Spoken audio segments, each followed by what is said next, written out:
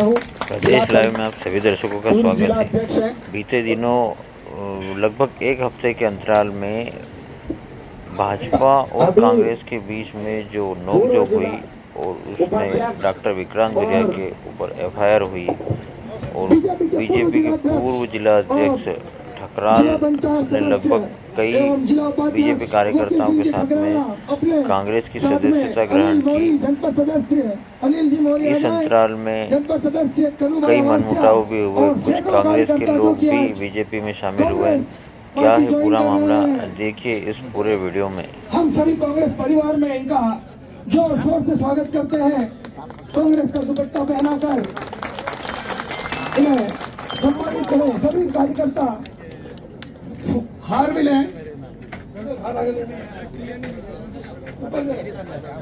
सभी कार्यकर्ता जो भी भाजपा छोड़कर आज कांग्रेस में आए हैं, कांग्रेस परिवार में हार्दिक अभिनंदन उनका। जोरदार तालियों से स्वागत करें और जोरदार नारा, कांग्रेस पार्टी जिंदाबाद, कांग्रेस पार्टी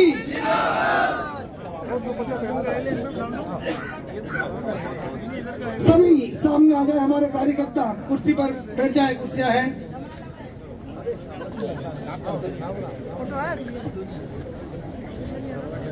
आज अध्यक्ष है, सभी कार्यकर्ता और जितने वहाँ के सरपंच है, सोंडवा विकास और जनता सदस्य सोंडवा विकास खंड का जो वर्तमान में कमी थी वो आज ये पूरी होने जा रही है।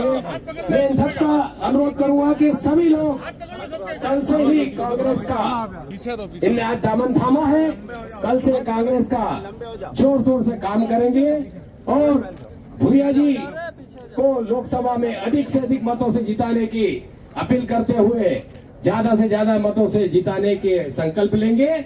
आज इसी परिप्रेक्ष्य में ये सभी एकत्रित हुए हैं और कांग्रेस का दामन थामा है। कि झूठ बोल रहा था वो। नागर सिंह और उसके परिवार पर कोई आरोप है कि नहीं है? अरे इतने सारे आरोप हैं कि लंबी लिस्ट बन जाए। नागर सिंह का एक पूरी किताब लिखाना पड़ेगी, नागर सिंह नामा। जो भी जितने अपराध करे वो एक के बाद एक के बाद एक के बाद एक के बाद एक के बाद लिखना पड़ेगा।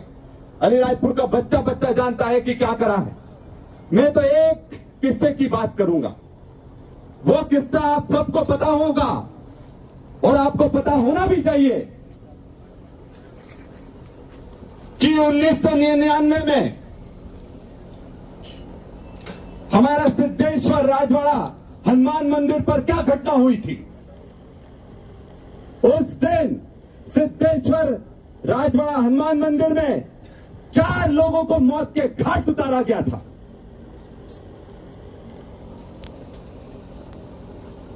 उन 4 लोगों में से एक शारदा जी थे जो हमारे सुरेश भाई के पिताजी थे, एक मालवीय जी थे,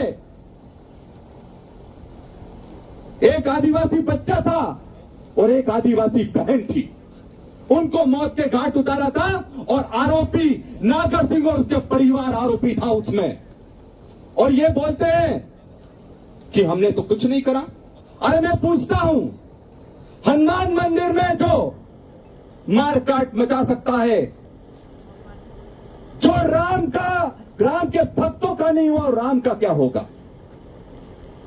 और इसलिए ऐसे लोग सिर्फ राजनीति करते हैं और राजनीतिक रोटियां सेकते हैं, पर ना ये राम के सगे हुए हैं ना आप लोगों के सगे होंगे। एक चीज याद रख लेना, इसलिए चुप मत बैठना। आप पूरे जितने इन लोगों ने पाप करे हैं उसका हिसाब होगा, बिल्कुल होगा और डंके की चोट पर होगा। ये जो तालियां बज रही है ना, ये सब पीड़ित लोग हैं, सताए हुए लोग हैं, जिनकी या तो जमीन छीन ली गई उनके द्वारा, या तो रेत माफियों ने पूरा अलीराजपुर छन्नी कर दिया, शराब माफियों ने पूरे अलीराजपुर को बेच खाया।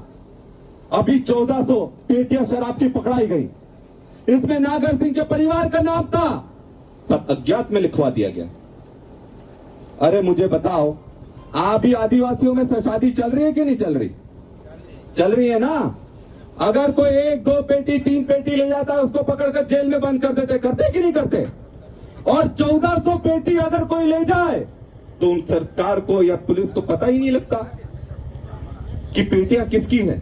ऐसा हो सकता है क्या? ऐसा नहीं हो सकता है। और उसके बाद तोताझिरी के लोगों ने एसडीओ पर बंदूक, एसडीओपी पर बंदूक तान दी।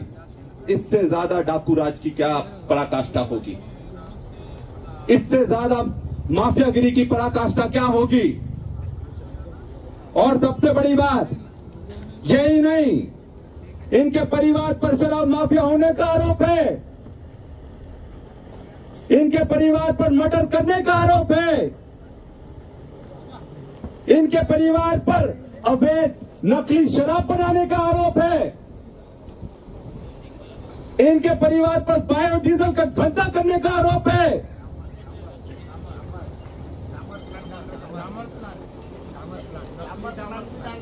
नकली डामर प्लांट भी डाल रखा है। तो क्या क्या नकली करा है अब तो वो पता लगेगा, जनता बताएगी कितना नकलीपना है और कितना इन्होंने गलत करा है, ये जनता जवाब मांगेगी।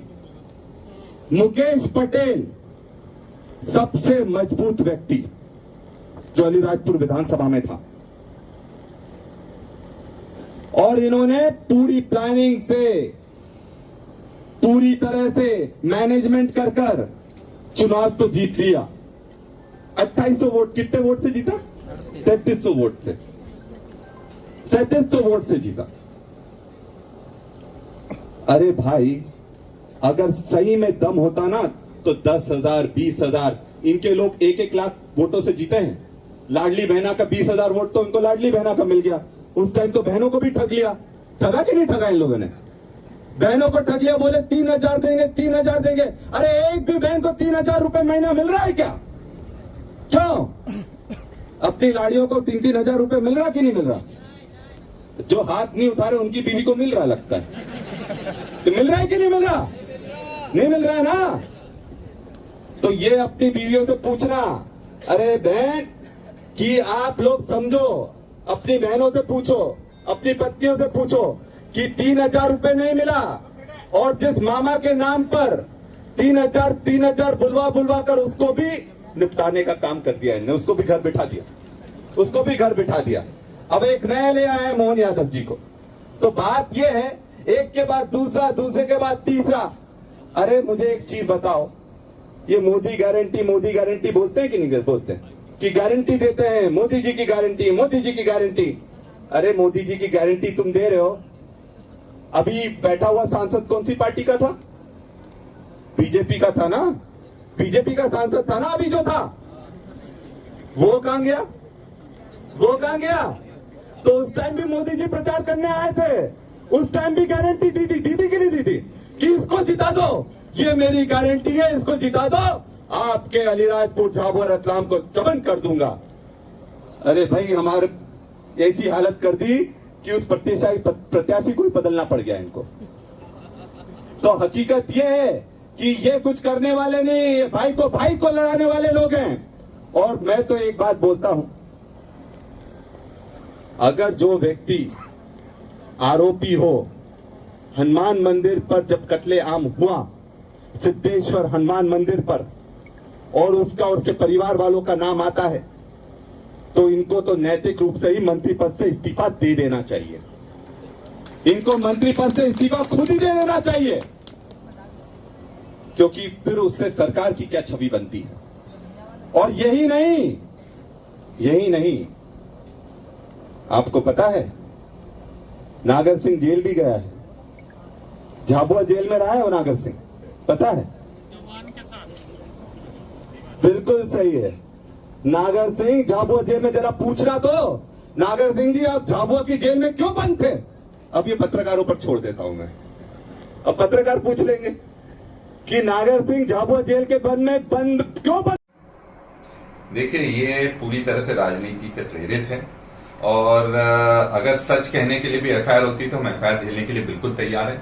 और आज भी मैं अपने बयान पर कायम हूं कि जो सिद्धेश्वर राजवाड़ा हनुमान मंदिर में हत्याकांड हुआ था, उसमें नागर सिंह चौहान जी के परिवार के लोग शामिल थे और उनको उसमें आरोपी के रूप में भी पेश करा गया था।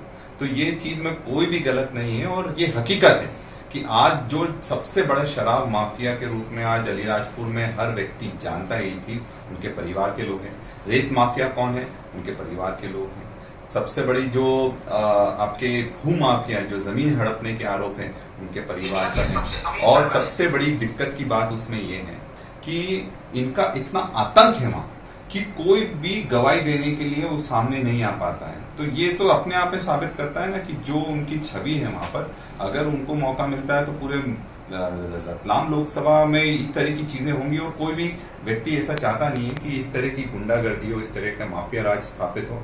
और जो ये एफआईआर करना चाहते हैं उसमें सबसे बड़ी बात इसमें तो ये है कि एफआईआर एसपी साहब को दबाव में करना पड़े, जबकि रिटर्निंग ऑफिसर करता है। दबाव में उनको एसपी साहब को करना पड़ी, तो कहीं ना कहीं प्रशासन और पुलिस प्रशासन भी भयंकर दबाव में है और ये चीज आने वाले दिनों में साबित हो जाएगी।